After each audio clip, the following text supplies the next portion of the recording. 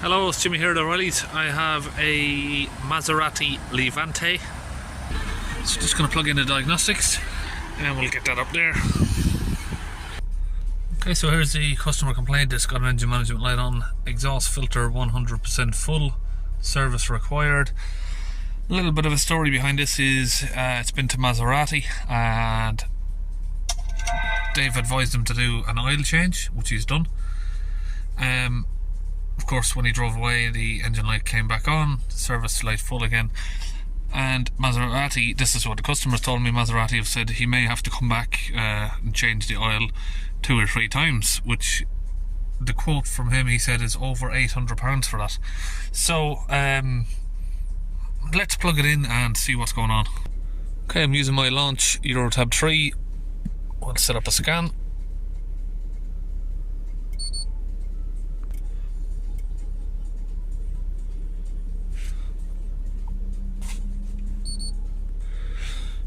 We have Levante,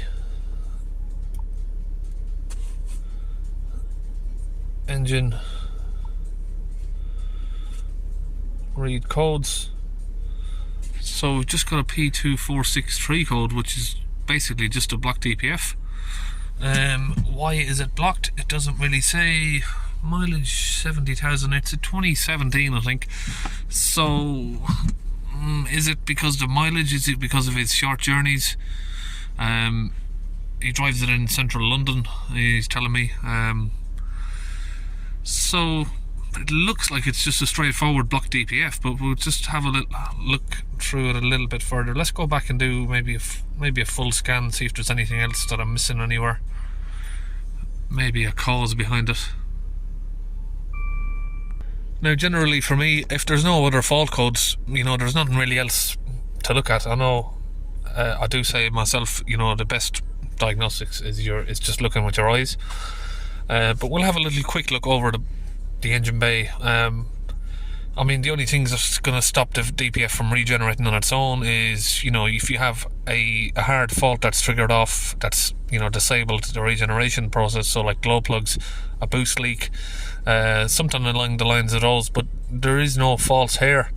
Now, one of the problems, and I didn't explain it very good in the video, I do understand, before I showed the Peugeot Boxer, where it had a temperature sensor knocked out. I'm not sure where it is on one of these. Maybe it's inside of this system. We'll have a look for that in a minute. But the ambient outside temperature sensor basically wasn't working, and a lot of people were struggling. Oh, I've knocked off the it's still running. I've knocked so yeah, a lot of people were struggling with that, because when you look in the engine there was no fault code there. But what I done was I done a full scan and found that the ambient temperature sensor in the BCM wasn't working. And that's where people were going wrong, because they were just looking in the engine and there was no fault other than the DPF being blocked. Okay, so we can see over here the ambient temperature sensor is working on this. We've got some Romanian house music on the go. So we're just waiting for that scan to finish. It's a fancy looking key with this car.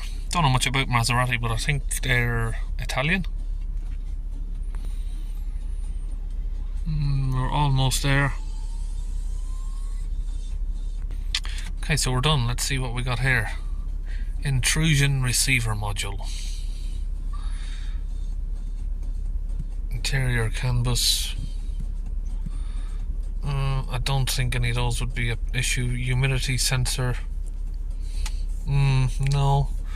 Humidity sensor, which I take it is for the AC system. We've got 2 different engine units here, but we've got the same code, I think, in both there, haven't we? P2463 and particle filter Soot accumulation. Let's enter that, see if we can find data stream.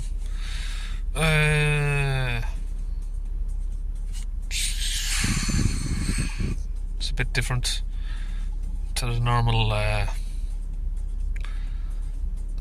So let's spend a bit of time looking through this for a minute. Okay, we have sort of 27-28 millibars at idle, and we have 250 at 3000 RPM there. Okay, I've got the vehicle raised up. I've got the engine cover here off now. Just trying to familiarise myself with the engine. I was at first thinking maybe it's got a 3-litre V6 from VW Audi, but looks more like a Fiat engine. I'm not really sure. I'm not really familiar with the engine, to be honest. But the cat is there. DPF is down underneath. Looks like something's been chewing on bits and pieces. So I've got a bottle of DPF cleaning fluid and I've already mixed it up now. That's from Launch UK there, you can see. Got my Milwaukee compressor, that's a battery operated compressor, and it's hooked up to my gun here. So just under the vehicle, if we have a look here, we got the DPF. Pressure sensors up in behind there. But if we come over to the passenger side, up there we can see the DPF pressure sensor hoses that run across.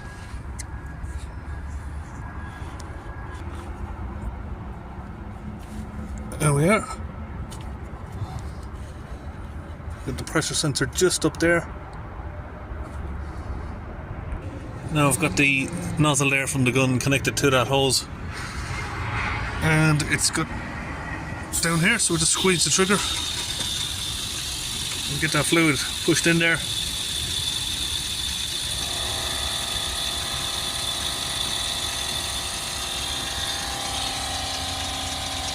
You can hear the compressor coming on there.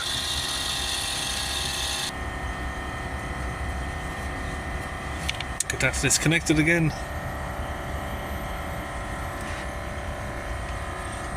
And we'll connect it back up to the pressure sensor. Okay, back in the car. Let's hit the start button.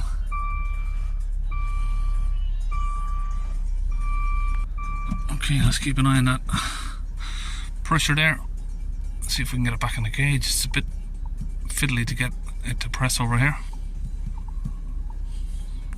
Okay, we'll hold the revs up around 3000 RPM. Let's see where that is. Yep, just about. We'll keep an eye on that pressure now. See if it'll hopefully come down.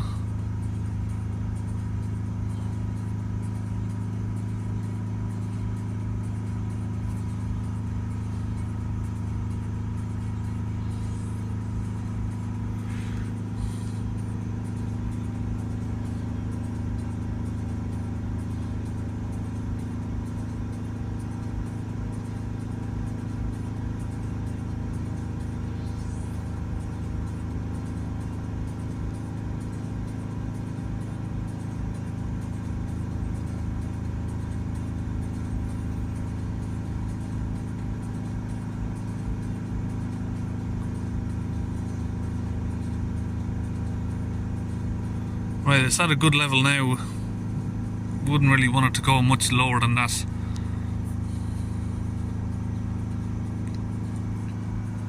That's taken maybe a minute or two of revs there to get it down to that level. We can start to see now we'll get some smoke coming from the exhaust.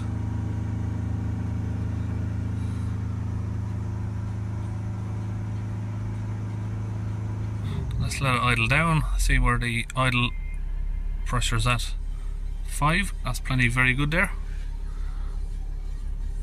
At least this one goes up in singular numbers. Some of them only go in sort of 0 to 10 increments, and you can't really see where it is in between that.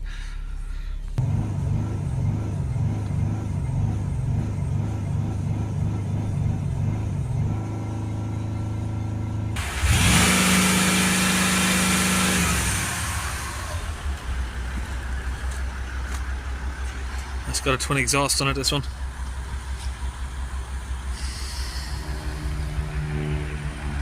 So you can just see like black sooty fluid coming out. So we'll stick that engine cover back on and we'll close it down.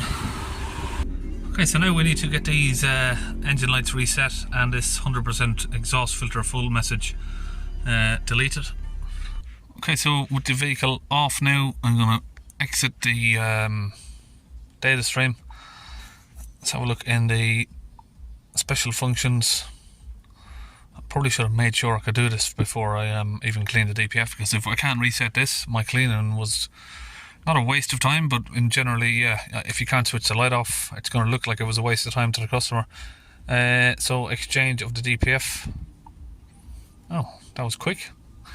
Operation successful. It's had an oil change now. A couple of days ago, he's told me. Well, 10 days ago. So what I'm going to do as well, just in case that's stopping the DPF region, I'm going to reset the oil. Reset of oil time values. No.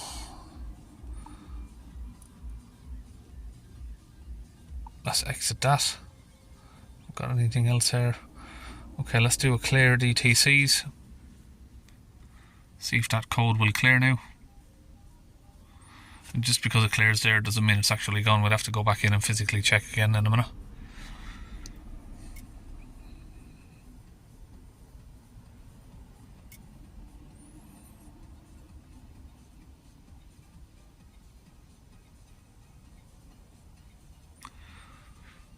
So I've got the engine back running now. Engine light has gone out. I'm going to take it for a test drive. Okay, I've driven it about 3 miles or so. Let's go back in and just check that. Make sure the code has stayed away. So I can see now that the DPF is doing a regen because you can smell. So what I'll probably do is I'm going to continue driving it for a minute until that's finished. So of course we can see by the temperature there, 620 degrees, it's doing a regen. So I might as well continue driving it until we can get that process finished. A lot of cars do that. Once you've told it it's had a new DPF, it'll just do a provisional sort of DPF regen, make sure everything's working okay. Okay, so now I can see that those temperatures are coming down nice and quick, which means the regen process is over. Okay, so you can see the test drive is now finished. Engine management light's not come back. Coolant temperature is up where it should be, and the DPF temperature has come down to sort of 250 degrees. So exit the data stream, go to the fault codes.